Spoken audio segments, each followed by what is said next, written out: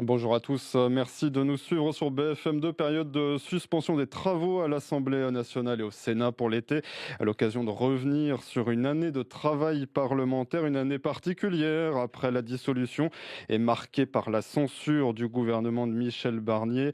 Bonjour Arthur Delaporte, merci d'être avec nous sur Bonjour. BFM2. Vous êtes député socialiste du Calvados, je le rappelle, on va prendre le temps d'évoquer ensemble cette année très politique.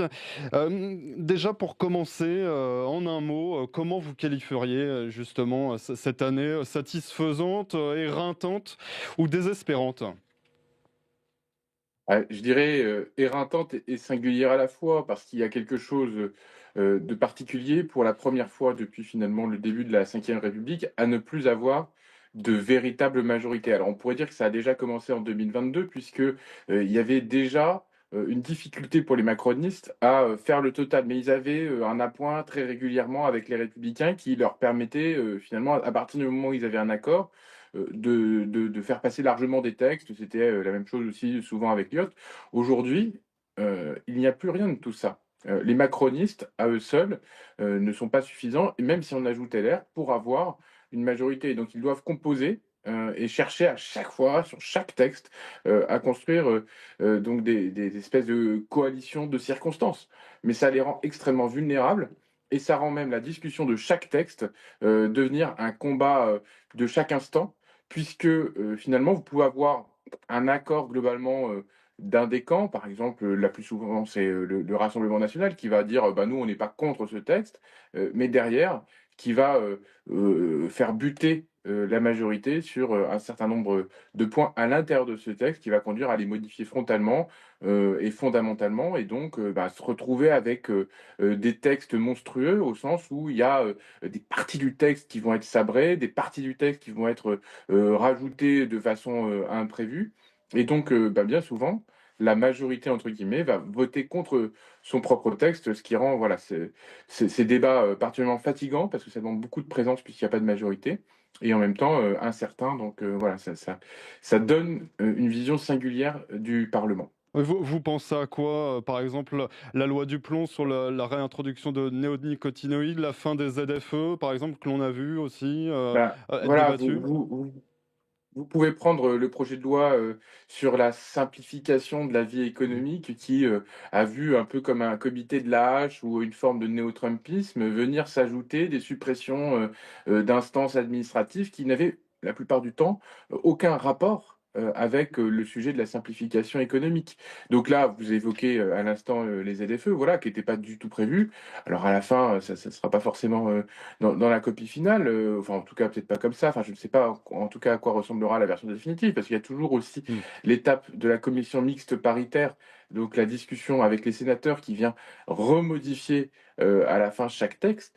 Mais oui, il y a, ici un véritable, enjeu, sur tous ces textes, que ce soit sur, celui que vous évoquiez, sur la loi Duplomb en effet, sur les néonicotinoïdes, où il y a eu une surenchère, à chaque fois, donc ça a contribué à dénaturer en effet, les différents textes ou encore, récemment aussi, sur la question de l'audiovisuel public où, les macronistes ont voté contre leur propre texte, au début même des débats, pour éviter qu'il y ait un débat en hémicycle, que ça soit renvoyé au Sénat. C'est en train de devenir, une mauvaise habitude d'ailleurs. Oui, au Sénat aussi, on a vu vendredi, des débats un peu particuliers avec, cette décision, de vote unique prise par, Rachida, Dati. Vous êtes député depuis 3 ans maintenant, Arthur Delaporte. Est-ce que vous avez ressenti, une différence d'ambiance peut-être dans l'hémicycle entre, votre mandat, 2022-2024 et depuis cette année? Mais oui et pourtant, déjà entre 2022 et 2024, l'ambiance était singulièrement différente par rapport, aux législatures précédentes que j'avais pu observer, sans être, député. Mais j'accompagnais des députés, j'étais collaborateur politique, sous Hollande par exemple. C'était, en effet beaucoup plus simple d'une certaine manière. Même s'il y avait parfois un peu, de sinistrose, on va dire ambiante, de sentiment d'inutilité, ça existait déjà. Mais ce qui est différent aujourd'hui, c'est que comme les votes se jouent parfois à une voix, à deux voix.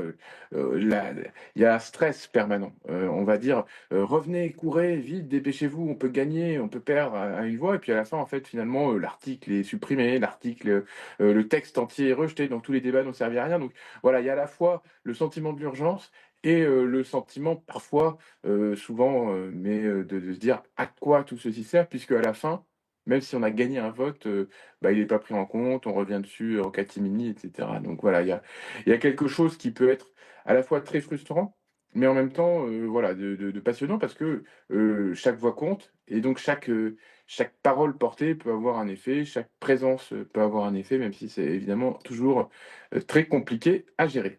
Oui, justement, quand vous retournez en circonscription, que vous disent les Normands, quand ils voient ces images parfois vraiment, houleux, à l'Assemblée, nationale? Bah, c'est vrai que on va dire, comme l'hémicycle est devenu un espèce de chaudron où tout peut bouger, donc ça donne quelque chose d'extrêmement instable.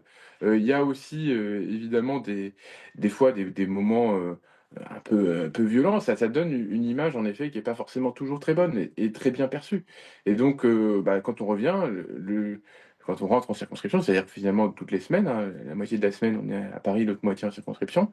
Ben moi, quand les gens me disent: «Mais enfin, qu'est-ce que vous renvoyez comme image?» Et je leur dis: «Ben, en effet, mais c'est la conséquence aussi, d'un déséquilibre, au sein du parlement, mais qui, d'une certaine manière, fait de notre hémicycle le cœur battant de la démocratie». Moi, je fais partie de ceux qui croient dans le parlementarisme, même si, j'aurais préféré évidemment qu'il y ait une large majorité à gauche, voilà, c'est ce que j'aurais préféré. Aujourd'hui, je considère que l'assemblée est à l'image de la société. Elle est globalement, représentative des différents courants de pensée. Et donc, bon, ben, voilà, ça donne quelque chose, qui est souvent surprenant, parfois agaçant, parce que les débats peuvent être, caricaturaux, mais en même temps, voilà, ça renvoie aussi la pluralité du débat et il faut aussi dire que c'est sain, d'avoir un parlement qui fonctionne. Voilà, donc moi, c'est même s'il ne fonctionne pas de la manière qu'on souhaiterait, les débats ont lieu. Voilà et je fais partie des défenseurs du parlement, même si, c'est jamais, quelque chose d'évident et même si, voilà, il y a toujours ce travail de pédagogie à faire parce que, voilà, il y a, des débats qui sont diffusés, mais on prend toujours les moments où ça fait le buzz. Si on regarde plus largement ce qui se passe dans l'hémicycle et moi j'accueille assez régulièrement des groupes à l'Assemblée nationale, ils me disent: «Ah bah tiens, c'est plus calme que l'image qu'on s'en faisait» et c'est, bien souvent le cas. Une assemblée, fracturée un peu comme la France, sur, les idées. Est-ce que, vous croyez en l'hypothèse d'une possible nouvelle dissolution peut-être à la fin de l'année? En tout cas, si une nouvelle censure pourrait avoir lieu, après, notamment l'examen de la question du budget à l'Assemblée? Moi je ne crois à rien. Mais je me prépare à tout, parce que personne, n'avait prédit vraiment, la dissolution et demain, ben, personne ne peut savoir ce qu'il en sera. Mais je suppose qu'Emmanuel Macron a vu les conséquences de ses choix hasardeux et qu'il avait reculé dans l'hémicycle, qu'il avait perdu, du pouvoir et je ne crois pas qu'il soit en capacité demain, s'il dissout, par exemple, en novembre ou en décembre, de regagner quelques places à l'Assemblée nationale et donc qu'il n'y ait pas de changement fondamental dans les équilibres qui sont les nôtres actuellement et donc ça serait une dissolution coup d'épée dans l'eau qui nous ferait perdre plus de temps qu'autre chose, en particulier sur, la nécessaire adoption d'un budget. Donc une démission d'Emmanuel Macron serait une hypothèse dans ce cas-là? Oh, j'y crois pas plus. Vous savez, Mmh. je pense qu'il est parti jusqu'en 2027, il va pas lâcher le pouvoir, pour l'ombre. Donc non, non, je ne crois pas que Emmanuel Macron non plus, soit en mesure de démissionner. Mais, voilà, encore une fois, je ne peux rien prédire. Juste vous dire, la manière dont j'analyse les choses aujourd'hui.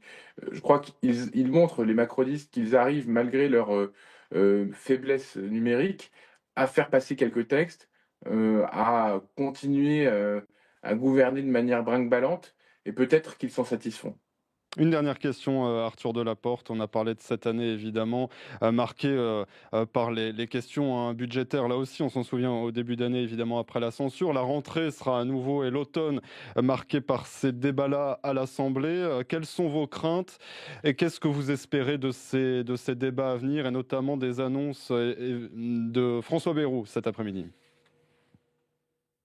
Ben, j'attends une chose, c'est que François Bayrou se rende compte que la politique qui est menée depuis 8 ans est particulièrement injuste, particulièrement inégalitaire, en particulier en faveur des classes les plus aisées, des ultra riches, et donc qu'ils disent que oui, demain, ils vont taxer les super riches. Voilà, ça permettrait d'équilibrer le budget.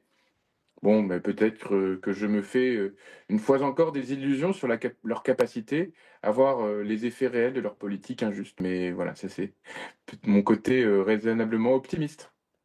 Merci beaucoup Arthur Delaporte d'avoir été en direct avec nous sur BFM2, député socialiste du Calvados, pour tirer le bilan de cette année parlementaire. Évidemment, on retiendra donc ce terme d'année singulière donc, que vous nous avez qualifié pour parler évidemment de ces débats après la dissolution évidemment de l'an dernier. On s'en souvient, on continuera sur BFM2 cet été à vous dresser ce bilan évidemment politique de cette année et de la rentrée qui s'annoncera, elle, à nouveau très politique. Elle aussi, évidemment. Restez bien avec nous sur BFM2. Merci à tous. Très bonne journée.